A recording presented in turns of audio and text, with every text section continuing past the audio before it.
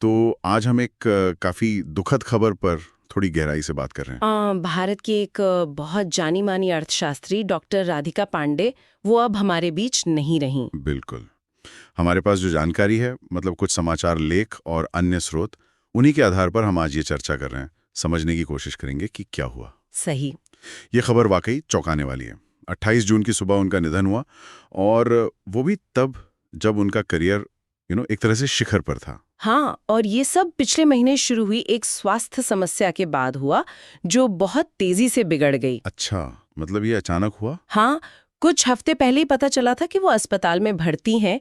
मतलब किसी को अंदाजा भी नहीं था कि बात इतनी बढ़ जाएगी। तो क्या जानकारी है, कैसे शुरू हुआ ये सब? शुरुआती रिपोर्ट क्या कहती हैं? देखिए, जो शुरुआती रिपोर्ट्स हैं वो बताती हैं कि उन्हें टाइफॉइड हुआ था। टाइफॉइड?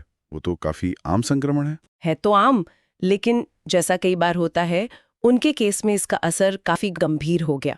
उनके लिवर पर असर पड़ा और फिर पीलिया हो गया। ओह, और फिर स्थिति मतलब बिगड़ती गई। बिल्कुल।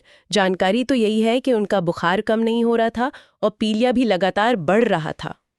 तो ये दिखाता है कि कैसे एक सामान्य सी दिखने वाली बीमारी भी कितना गंभीर रूप ले सकती है।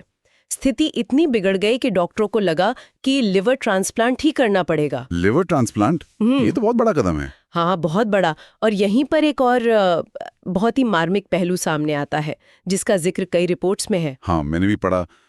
उनके बेटे ने। हाँ, उनके बेटे ने ही उन्हें अपने लिवर का हिस्सा डोनेट करने का फैसला किया। आप सोच सकते हैं कि परिवार के लिए वो कितना मुश्किल वक्त रहा होगा। यकीनन। माँ और बेटा दोनों आईसीयू में, ये रिपोर्ट्स बताती हैं। हाँ, ट्रांसप्लांट के बाद दोनों निगरानी में थे।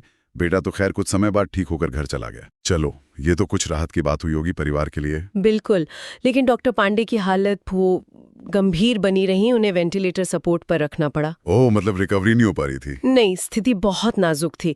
ये दिखाता है कि परिवार किस भावनात्मक उथल-पुथल से गुजर रहा होगा। एक तरफ बेटे का ठीक होना, दूसरी तरफ माँ के लिए ये संघर्ष। और इतने संघर्ष के बावजूद अंत में। हाँ, अंत दुखद रहा। जैसा कि सभी स्रोतों ने पुष्टि की, डॉक्टर पांडे नहीं बच सकी। भारत ने वाकई एक प्रतिभाशाली अर्थशास्त्री खो दिया। निश्चित रूप से उनके परिवार के लिए तो ये अपूरणीय क्षति है ही, लेकिन जैसा कुछ लेखों में भी कहा गया है, ये भारतीय अर्थशास्त्र जगत के लिए भी एक बहुत बड़ा नुकसान है। एक महत्वपूर्ण आवाज, एक मुखर आवाज, वो खामोश हो गई। सही कहा। उनका काम, उनका योगदान, हाँ, उसे लंबे समय तक याद रखा जाएगा। वाकई। इन सब रिपोर्ट्स को देखते हुए ये एहसास और गहरा होता है कि जीवन कितना अनिश्चित है, खासकर तब जब कोई अपने क्षेत्र में इतना महत्वपूर्ण काम कर रहा हो। है कि कैसे स्वास्थ्य की कोई अप्रत्याशित चुनौती किसी के भी